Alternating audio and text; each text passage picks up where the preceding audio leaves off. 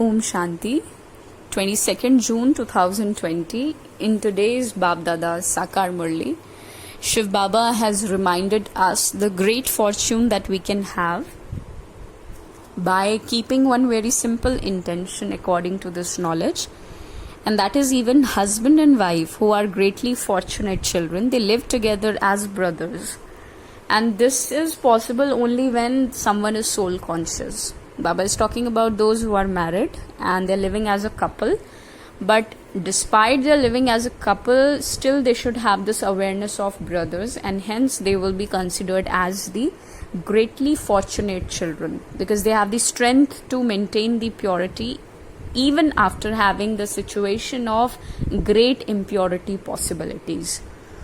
Shiv Baba has reminded one important Srimad that he often explains us and the psychology behind his realization. Like Shiv Baba says, before sleeping, it's important to check that was I responsible behind somebody's sorrow? Did I cause sorrow to anyone throughout the day? The pota meal that Shiv Baba often suggests we children to keep, because Shiv Baba never gives any sort of order or he never rules or commands. He just says Shrimat. Mat means suggestion. So he gives an elevated suggestion for our own benefit, as long as we realize that this is an university where the Almighty Authority Father, who is also our teacher, is giving the highest suggestion, highest possible suggestion to run this life as a soul, as a being who is living inside the body of a human being. So for that, Shiv Baba says, even if you have committed some sort of mistake throughout the day, so in order to resolve that, it's important to realize that mistake before sleeping. So that, why before sleeping? Because when we are sleeping, of course, the day is almost shutting down for us. So at the end of the day, the final end of the day, it's important to realize how much sin have I committed, which can be resolved by remembering Shiv Baba. Shiv Baba has reminded that you should be so much concerned about the remembrance of the Father that even if you're explaining in some sort of exhibition or pradarshani that Shiv Baba calls out, so at least 1,000 times you should recall the word Shiv Baba. And this word has to be recalled with feeling, with understanding that I have all my relationships with the Father. Shiv Baba says, like, he has also talked about the egoless state, that is the least possibility of having body consciousness, and that is, suppose if you're living in a center, and this is possible even at our household works, this suggestion can be implemented there also.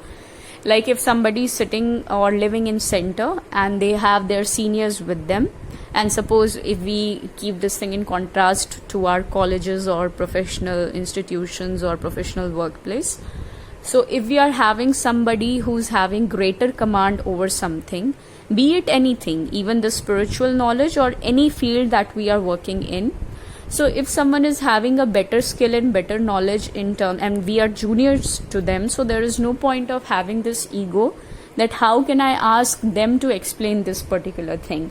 How can I approach them? The sense of body consciousness that we develop at some point of life or some point of time.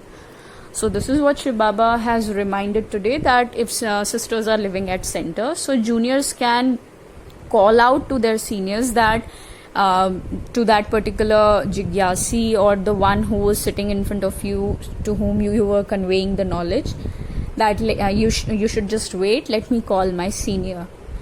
This is the egoless state that Shiv Baba is describing, because at times we can have this sense that why should I approach somebody? Why should I ask for help from somebody? This is also a sort of body consciousness. Shiv Baba has talked about the liberation and liberation in life that Shiv Baba grants on Confluence Age. He has talked about the continuation of journey. Like suppose if you're sitting in a train, so if you have the ticket from A to B, so there is 100% possibility that you won't deboard somewhere in between A to B. If you have taken the train, if you have boarded the train at A, so you will be deboarding the train at B only.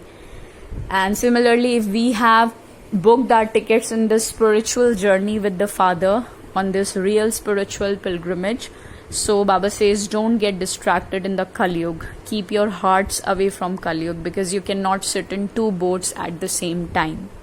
So if you're sitting here, so your way of walking, talking, eating, everything has to be royal.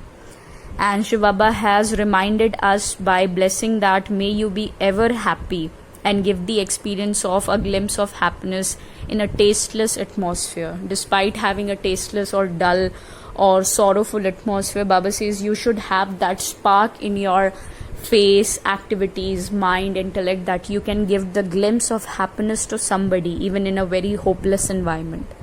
And you should definitely not get attracted to any type of attraction of the body, because you are bodiless, you are soul conscious, and everything that you're seeing with the physical eyes has the destiny of getting destroyed. So keep your eyes away from that, that is intellect away from that. Also Shiv Baba said that if you're talking to somebody, so I'm not suggesting you to not look at them. You should not become this weak that you cannot put your eyes in somebody else's eyes and still keep the intention that they are souls. Despite seeing the body, Shiv Baba says you should have the consciousness of soul. So this is what Shiv Baba said in today's Murli. Om Shanti.